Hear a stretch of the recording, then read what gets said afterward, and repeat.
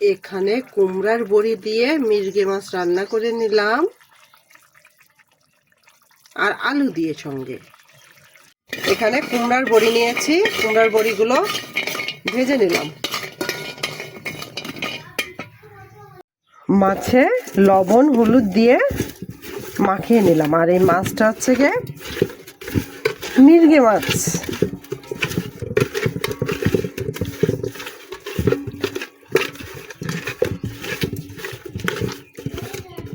তেল দিয়ে দিয়েছি, তেলও গরম হয়ে গেছে, মাছ দিয়ে দিলাম। এক করে মাছগুলো দিয়ে দিলাম। মাছগুলোকে সাজিয়ে দিই তেলের ভিতর। আলু দিয়ে রান্না করব।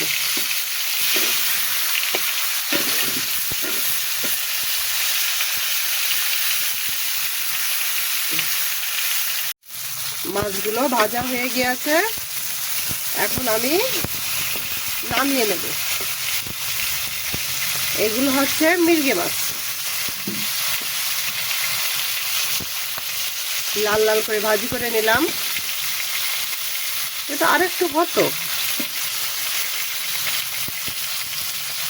মাছ ভাজা কড়াইতেই তেল দিয়ে দিলাম, দিয়ে জিরে কালো জিরে তেলের উপর দিয়ে দিলাম। জিরে কালো জিরে যখন পোড়া হয়ে গেছে তখন আলু, আলুর সঙ্গে পেঁয়াজগুলো দিয়ে দিলাম।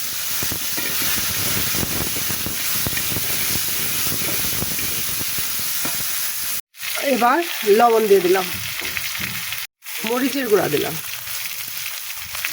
আর হলুদ দিয়ে দিলাম। এবার নাড়াচাড়া দিয়ে দিলাম।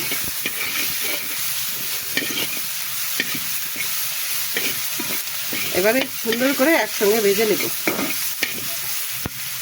এখানে আলু, তারপর কুমড়ার বড়ি আর এদিকে পেঁয়াজ দিয়ে ভালো করে কষিয়ে নিলাম। এবার পরিমাণ মতো জল অ্যাড করব।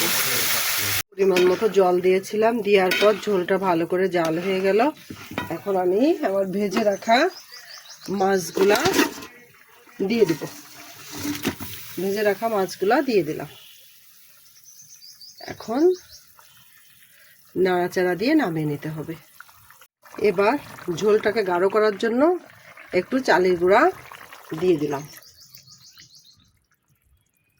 এখানে কুমড়ার বড়ি দিয়ে মির্গে মাছ রান্না করে নিলাম, আর আলু দিয়ে সঙ্গে। আমাদের চন্দ্রমল্লিকা গাছে ফুল ফুটেছে।